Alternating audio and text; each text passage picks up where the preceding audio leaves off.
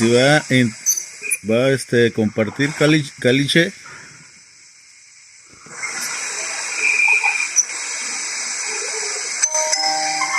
sino para que el hermano Juan dé el tema de la enseñanza de la idolatría que que estaba preparando.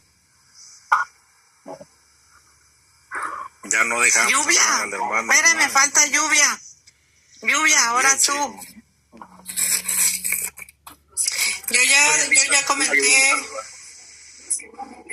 ya comenté que los sectarios son bien idólatras. Ellos son 100% idólatras porque andan adorando a sus pastores. Le besan las patas. Entonces, por lo tanto, son 100% idólatras. Y eso, hermanita, eso no es mentira ni es ofensa, eso es la pura realidad. No, porque yo tengo un video de donde están haciendo 17, eso. En Jeremías 17:5 habla de eso, donde dice: maldito el hombre que confía en otro hombre y aleja su corazón de Dios.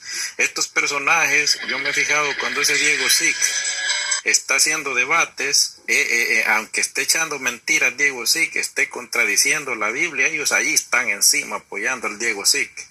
O sea, prefieren rechazar la palabra de Cristo y aceptarla de un hombre, de un sectario hereje, en vez de recibir primero la palabra de Cristo. Entonces, a eso se refieren esos pasajes bíblicos, esos personajes.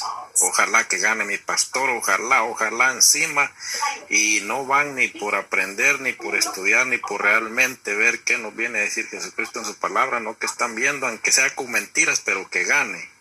O sea, idolatran a esa gente. Exactamente, porque si les preguntan algo, dicen que es que su pastor se los dijo y que le tienen que creer a él porque él les enseñó eso. Y aunque la palabra de Dios diga y se las lean y todo eso, dicen no, es que mi pastor dijo esto. Entonces ellos le están creyendo más a esa persona que a la palabra de Dios. Ellos sí siguen doctrinas de hombres porque le hacen más caso a lo que dice el pastor, a sus enseñanzas, que a lo que dice la Biblia. Exactamente, eso sí es la purísima verdad, hermanos. Eso yo lo he visto mucho, lo he escuchado muchas veces y lo he visto. Aquí en varios lugares, a veces, como dice la hermana, hasta en videos ahí donde la gente fanática encima y como que el pastor fuera el Dios de ellos. A veces, yo una vez estuve escuchando una prédica de un pastor que pasó como 20 minutos, lo escuché, yo dije, tal vez da un pasaje bíblico, capítulo. No dio, hermanito, no dio ni un pasaje bíblico, ni capítulo, ni versículo. Y de ahí no, dije, solo puro bla, bla, bla. Ellos son puro bla, bla, bla. Acuérdense del ese mentado Gigi Ávila. Todo lo que él hablaba nunca daba un texto bíblico, solamente su enseñanza era estar lamentándose, pero texto bíblico jamás. Las palabras de él. Son idólatras del pastor. Exactamente. Eso sí, a ellos sí le hacen fiestonones. Ellos sí siguen a un hombre, mira, eso sí es verdad. Ellos mueren con su Diego Sick, con toda esa gente. Estos HS estaban hasta en conflicto hace poco porque el mero jefe de los HS peleándose ahí con unas muchachas que eran HS también, y un solo desorden en la secta. Al rato esos que no salen de acuerdo abren su changarrito también y ahí se van. Ahí va creciendo el sectarismo, más y más y más y más. Claro, así es, hermanito. Sí, eso es lo bonito de la Santa Madre Iglesia Católica, que tiene una sola doctrina, una sola verdad, una sola enseñanza y está firme. Entonces, allí yo, por ejemplo, a veces me hacen preguntas o algo y yo digo, si la iglesia lo dice en su doctrina, en su dogma, yo lo creo, pero tengo que investigar primero.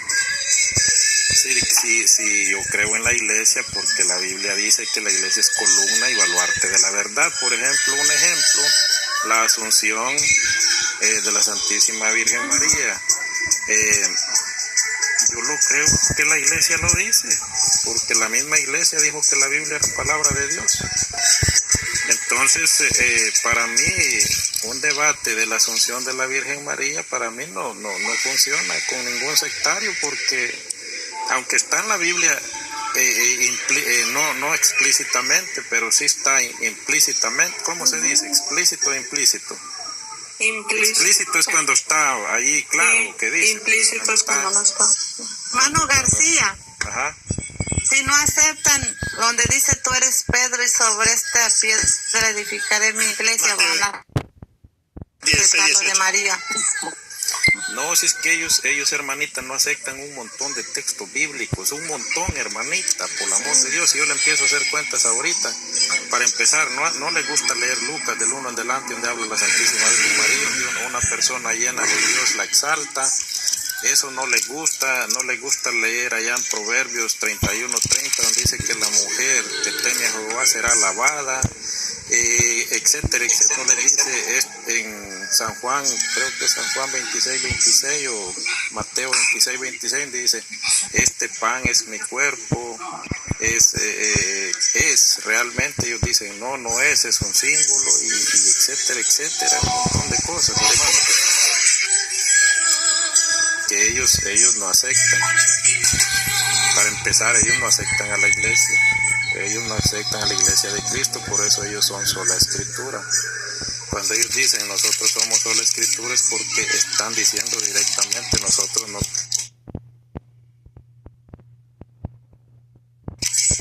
creemos en ninguna iglesia, pues nada más.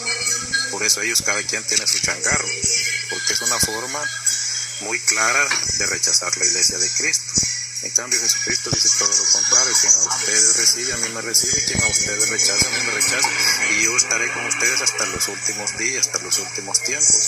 ¿Qué está diciendo? Que la iglesia está hoy en día, y aquí están esas personas, y Él está con esas personas. Entonces, Él no dijo, el que a la Biblia recibe, a mí me recibe, el que la Biblia rechaza, a mí me rechaza. Con eso no digo que la Biblia es palabra de Dios, claro que es palabra de Dios 100%. Y depende cuál Biblia sea, porque hay muchas Biblias que ya le añadieron un montón de cosas, como la Biblia de los testigos de Jehová, etcétera, etcétera. Y así van a ir evolucionando muchas Biblias, pero la que no va a cambiar nunca, hermanitos, es la de la Santa Madre Iglesia Católica. ¿Por qué? Porque es columna y baluarte de la verdad, es la que cuida la verdad, lo que cuida lo que realmente nuestro Señor Jesucristo enseñó, y eso no se va a cambiar jamás. Va a ser la misma Biblia de principio a fin, hermano. Adelante.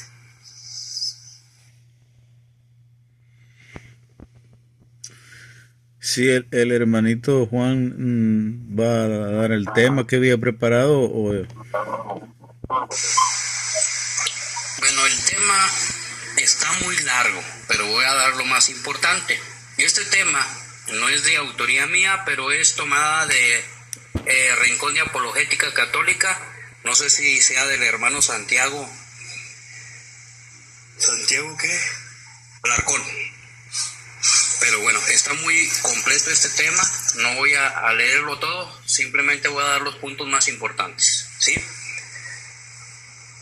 Bueno, este tema nos dice de esta manera, sin ofender a nadie. Dice, muchos católicos se quedan con la catequesis que recibimos de niños en preparación para nuestra primera comunión y no se preocupan por estudiar más sobre nuestra vasta fe.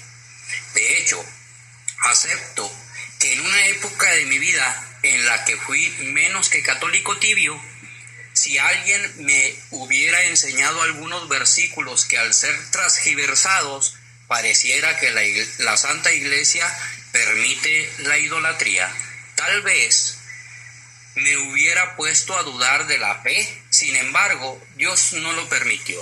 Y en mi regreso a la fe me he deleitado con los argumentos para defender lo que creemos y hacemos. Vayamos al tema.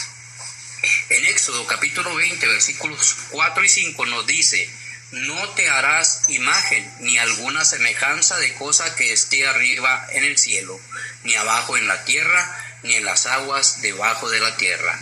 No te inclinarás a ellas ni las honrarás, porque yo soy Jehová tu Dios, fuerte, celoso, que visitó la maldad de los padres sobre los hijos, sobre los terceros y sobre los cuartos a los que me aborrecen. Este es el típico versículo que nos muestran los protestantes para demostrarnos que no debemos de tener imágenes. Y vaya que al leerlo resulta que está ahí en la Biblia. Es claro, no. ¿Cómo es posible que tengamos esculturas, imágenes, crucifijos, ángeles, etcétera? La iglesia que fundó Jesús en Mateo 16:18, cuando le dice a Pedro, y ahora yo te digo, tú eres Pedro, o sea, piedra, y sobre esta piedra edificaré mi iglesia, los poderes de la muerte jamás la podrán vencer, yo te daré las llaves del reino de los cielos, lo que ates en la tierra quedará atado en el cielo, y lo que desates en la tierra quedará desatado del cielo. No se equivoca en aspectos doctrinales, y es obvio que no es la primera vez que alguien ve estos versículos. La Biblia es un compendio de libros que se escribió por personas inspiradas por Dios, agiógrafos, y para entenderla correctamente se debe de considerar el contexto histórico de cuando se da la enseñanza divina, el objetivo del mensaje, el estilo literario, el idioma original, etc. Nosotros los católicos tenemos siglos estudiando y explicando las escrituras, y créanme que siempre encontrarán la respuesta a sus dudas. A diferencia de las tantas denominaciones protestantes que cada día se dividen, interpretan la escritura según el pastor en turno. Nosotros contamos con el magisterio de la fe, quien es el órgano que nos ayuda a mantener una sola interpretación acorde con la sagrada tradición dada en la sucesión apostólica y por supuesto la Biblia. En 2 de Pedro capítulo 1 versículo 20 nos dice: pero deben saber ante todo que nadie puede interpretar por sí mismo una profecía de la Escritura. Vayamos pues a explicar las imágenes y el hombre. Los hombres fuimos creados para admirar la belleza que Dios creó para nosotros. Nos dio la sensibilidad de ver, disfrutar y crear obras artísticas. Lo vemos desde la prehistoria con las pinturas rupestres, incluso vemos imágenes en la poesía, en la narración de la historia, en esos escritos épicos, en libros como la Ilíada y la Odisea, etc. Invariablemente el cerebro humano crea imágenes, aún en aquellos que no tienen el sentido de la vista. Es innegable pues que los hombres realicemos imágenes sobre los temas que disfrutamos o sobre aquellos que queremos dejar una huella. Se comprueba en las pirámides, en las obras artísticas de los pintores, en las esculturas griegas, al ver los frescos mayas, etcétera, etcétera. Las imágenes se forman en nuestra mente siempre que estamos leyendo algo o escuchando una narración. Esto es inherente al ser humano. Incluso los anticatólicos se forman imágenes al leer la Biblia. Negarlo es solo necedad. ¿Se imaginan los discípulos de los apóstoles cuando les contaban sobre Jesús? ¿Creen que no se hacían imágenes en su mente de cómo era o sobre el entorno en donde vivió?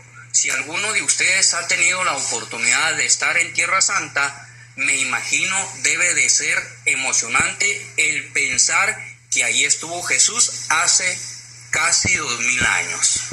El contexto histórico: el pueblo elegido se encontraba en la época de bronce. A diferencia de todas las tribus en el mundo, ellos por revelación de Dios debían de creer en un solo Dios. Todos los demás eran politeístas. Había dioses para toda ocasión. Aquí en México para la lluvia, dios de la guerra, etc. Para los contemporáneos de los judíos era de igual manera. Se encontraban los dioses Baal y Marduk. En Jeremías capítulo 6 versículo del 23 al 27 nos narra a esos dioses. Y ejemplos de ello, ¿verdad? Había imágenes diseñadas en estatua, ¿verdad? Entonces, en Daniel capítulo 14, del 23 al 27, también nos narra que había ídolos. En Primera de Reyes capítulo 11, versículo 7, también nos narra de un dragón, de ídolos que era Camós, ídolo de Moab, y Malcón, ídolo de los amonitas, Dagón, ídolo de los filisteos. En Primera de Samuel capítulo 5 versículo 4 nos habla también de Dagón. Y en Éxodo capítulo 32 del 1 al 8, los israelitas le piden a Aarón que les fabrique un dios. Entonces todo esto nos lleva a escudriñar la escritura. Pero hay no solo estas citas bíblicas del Antiguo Testamento, ¿verdad? También en el Nuevo Testamento nos habla de dioses. Por decir, en Hechos capítulo 7, versículo 43, dice que había el ídolo Moloc, ¿verdad? El dios Refán, y a Pablo y si mal no recuerdo, a Pablo y a Silas, o a Pablo y Bernabé, ¿sí? Los llaman Zeus y Hermes, ¿verdad? En Hechos capítulo 14 también nos habla de Zeus, ¿verdad? Que a Pablo le decían Zeus, perdón, a Bernabé lo llamaban Zeus y a Pablo lo llamaban Hermes. En los Salmos también nos muestra varios ídolos. En Jueces, en el libro de Jueces capítulo 10 versículo del 6 en adelante. Entonces, el mensaje de Dios bajo el contexto histórico explica arriba que Dios dice lo siguiente. En Éxodo capítulo 34 versículo 14 dice: no te postrarás ante ningún otro Dios, pues Yahvé se llama celoso, es un Dios celoso. Bueno, es claro que Dios quiere hacer énfasis en el hecho de que solo un Dios hay, solo a Él hay que adorarle, a nadie más. Sabemos los católicos que la Virgen y santos se les venera, no se les debe de adorar. Y para negar rotundamente, cuando los anticatólicos nos acusan de adorar imágenes, aquí las definiciones: adorar, latría, de orare, acto de religión por el cual Dios es reconocido como el único digno del honor supremo, por ser infinitamente perfecto, tener dominio supremo sobre todos los hombres y el derecho a la sumisión y entrega total de todos los seres. La adoración es un acto de la mente y la voluntad que se expresa en oraciones, posturas, actos de reverencia, sacrificios y con la entrega de la vida eterna. No confundir con devoción, es el culto de latría. Veneración, honor que se da a los santos, honor. Ellos, en virtud a su unión con Dios en el cielo, interceden por nosotros en la tierra, nos dan ejemplo y pueden ministrarnos las gracias de Dios. Ellos nos guían en el camino a la santidad, ayudándonos a crecer en virtud. Es el culto de Dulia, y a la Virgen le damos un culto de hiperdulia, ya que es la criatura más perfecta jamás hecha por Dios, y aún así es una gota en el mar de Dios. Ahora vamos de nuevo a Éxodo capítulo 20, pero veamos el versículo anterior, el cual los protestantes lo omiten al mostrarnos nuestro error al tener imágenes y esculturas. Éxodo 20, versículo 3. No habrá para ti otros dioses delante de mí. No te harás escultura ni imagen alguna, ni de lo que hay arriba en los cielos, ni de lo que hay abajo en la tierra, ni de lo que hay en las aguas debajo de la tierra. No te postrarás ante esos dioses, ni les rendirás culto, porque yo, Yahvé, tu Dios, soy un Dios celoso que castiga la iniquidad de los padres en los hijos hasta la tercera y cuarta generación de los que me odian. Y tengo misericordia por millares con los que me aman y guardan mis mandamientos. ¿Se entiende mejor, verdad? El mensaje va claramente para evitar que se adoren a otros dioses. Recordemos que al dar los mandamientos a Moisés, el pueblo estaba adorando un becerro de oro. Habrá protestantes que nos dirán que lo acomodamos para seguir en el error. Ok, veamos pues el idioma original. Para la palabra que la Reina Valera usa como imagen, el hebreo usa la palabra pesel. Pesel se traduce al castellano como ídolo. Es cierto que otra acepción de pesel es la imagen tallada, pero una imagen tallada con fines idolátricos. Solo es usada así en las escrituras. Entonces, es completamente cierto que el decálogo prohíbe ídolos, no imágenes. Para la palabra imagen, el hebreo utiliza también teselem, que efectivamente se traduce como una imagen representativa. Ahora bien, el decálogo prohíbe imágenes idolátricas, no pesel, no imágenes representativas, tampoco teselem.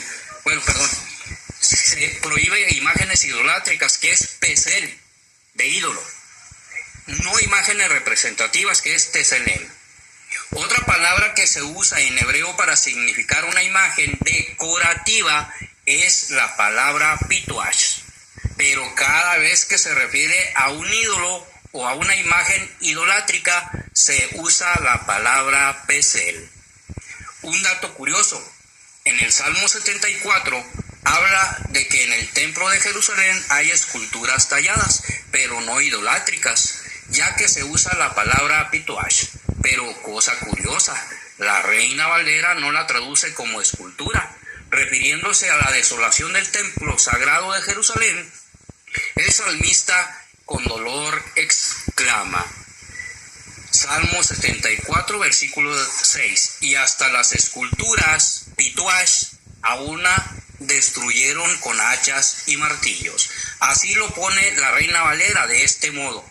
Salmo 74, versículo 6, y ahora con hachas y martillos han quebrado todas sus entalladuras. En lugar de esculturas, colocaron entalladura. En síntesis, podemos afirmar, Dios prohíbe el uso de ídolos, o sea, pesel, la palabra pesel, mas no el uso de imágenes ni teselem ni pituash. Imagen e ídolo en las escrituras son dos cosas diferentes, ya que existen tres vocablos para designar esas realidades. Lo que Dios prohíbe son los pesel y darles culto. Nunca ha prohibido ni los teselem ni los pituash. Es completamente falso que ídolo e imagen religiosa sean lo mismo, ya que en las escrituras se usan vocablos diferentes para ello. Hasta aquí es la primera parte del tema. Son 16 páginas, vamos en la séptima. ¿Continúo con otro pedazo o le dejamos hasta ahí?